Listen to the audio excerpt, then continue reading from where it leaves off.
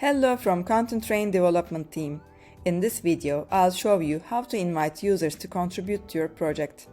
Click Users on the menu and click the Invite a Member button. Enter the user's email address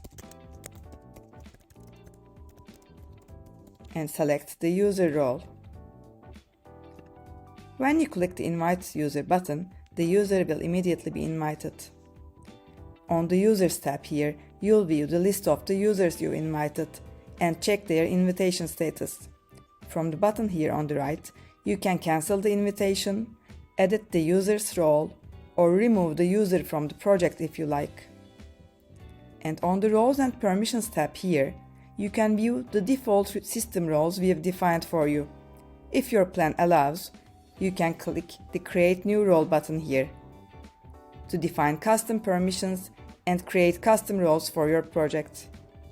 Stay tuned for more walkthrough videos for additional insights into using Contentrain.